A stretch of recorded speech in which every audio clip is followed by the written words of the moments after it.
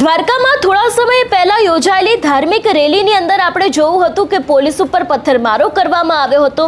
પોલીસે સ્વ બચાવમાં ફાયરિંગ પણ કર્યું હતું. પણ હવે આ સમગ્ર મામલે ફરિયાદ થઈ છે એ પણ નામજોગ. સમગ્ર મામલો શું છે, અત્યારે હાલ આ કેસની અંદર કઈ અપડેટ સામે આવી છે તેની વાત આ વિડીયોમાં. નમસ્કાર, હું હંસિની અને તમે જોઈ રહ્યા છો નિર્ભય ન્યૂઝ. ગુજરાતમાં દિવસે ને દિવસે કાયદો અને વ્યવસ્થા કથળતી હોય એવા ઘણા બધા સમાચારો સામે આવ્યા છે.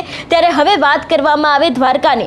પવિત્ર યાત્રાધામ દ્વારકાના રૂપેણ બંદર વિસ્તારમાં 7 મેના દિવસે એક બાઇક રેલી દરમિયાન ભારે હિંસક દ્રશ્ય સર્જાયા હતા.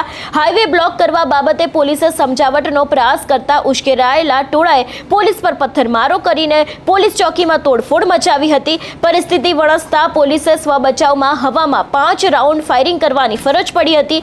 ગુરુવારે ક્રાંતિવીર મુળુભા માણેકની પુણ્યતિથિ નિમિત્તે એક વિશાળ બાઇક રેલીનું આયોજન કરવામાં આવ્યું હતું. આ રેલી જ્યારે રૂપેણ બંદર વિસ્તારમાં પહોંચી ત્યારે રેલીમાં જોડાયેલા શખ્સોએ હાઈવે બ્લોક કરી દીધો હતો, જેના કારણે જાહેર વાહન વ્યવહાર ખોરવાયો હતો.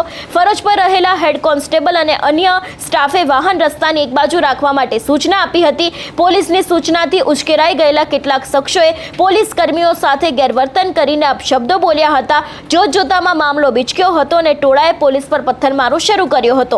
એટલેથી ન અટકતા ટોળું રૂપેણ બંદર પોલીસ ચોકીમાં ઘૂસી ગયું અને બારી દરવાજામાં તોડફોડ કરીને અંદાજે 22,000નું સરકારી જે નુકસાન કર્યું હતું. જ્યારે ટોળું પોલીસ ચોકીની અંદર ઘૂસવા લાગ્યું અને પોલીસ કર્મીઓના જીવ પર જોખમ ઊભું થયું ત્યારે પોલીસે મજબૂરીવશ સ્વ બચાવમાં હવામાં 5 રાઉન્ડ ફાયરિંગ કરીને ટોળાને વિખેર્યું હતું. આ હિંસક ઘટના અંગે પોલીસે અશ્વિન, કાના, દેવ ભીખાકેર, અજય, રવિ માણેક તેની સાથે જે બીજા લોકો છે એ લોકોની સામે રાયોટિંગ, સરકારી ફરજમાં રૂકાવટ, જાનથી મારી નાખવાની ધમકી અને સરકારી મિલકતને નુકસાન પહોંચાડવા બદલ ગુનો નોંધીને ડીવાયએસપી સાગર રાઠોડના માર્ગદર્શન હેઠળ અત્યારે હાલ વધારે તપાસ છે તે શરૂ કરવામાં આવી છે. એટલે જે રીતે આખી દ્વારકામાંથી ઘટના સામે આવી હતી, જે આખું ટોળું હતું એ લોકો હિંસક બની ગયા હતા, પોલીસ સ્ટેશન ઉપર પથ્થરમારો કરવામાં આવ્યો હતો અને એ જ સમગ્ર મામલે હવે ફરિયાદ કરવામાં આવી છે અને આ સમગ્ર વિષયને લઈને ક્યાંક યોગ્યમાં યોગ્ય કડક કાર્યવાહી કરવામાં આવે એવી વાત પણ ત્યાંના જે ધારાસભ્યો છે પબુભા માણેક તેમના દ્વારા પણ કરવામાં આવી છે.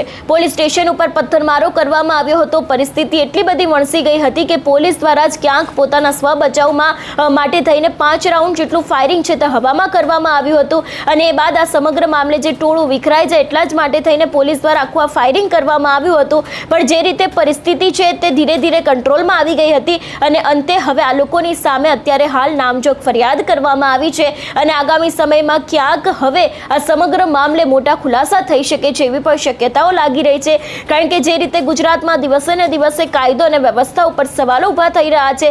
ઘણી બધી એવી આની પહેલા પણ ઘટનાઓ સામે આવી છે કે જેમાં લોકો હોય છે એ લોકો ગુસ્સે થઈને પોલીસ ઉપર જ પથ્થરમારો કરી દેતા હોય છે, પોલીસ ઉપર હુમલો કરી દેતા હોય છે અને પોલીસને ત્યાંથી ભાગવાની ફરજ પડતી હોય છે.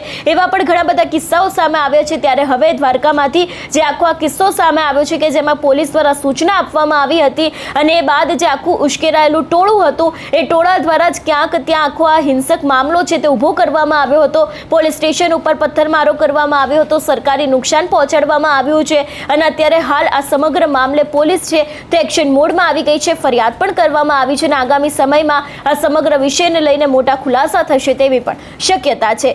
તમારું શું માનવું છે આ વિષયને લઈને અમને કમેન્ટ કરીને ચોક્કસથી જણાવજો. તેની સાથે અમારી ચેનલ નિર્ભય ન્યૂઝને લાઇક, શેર અને સબસ્ક્રાઇબ કરવાનું ભૂલશો નહીં. નમસ્કાર.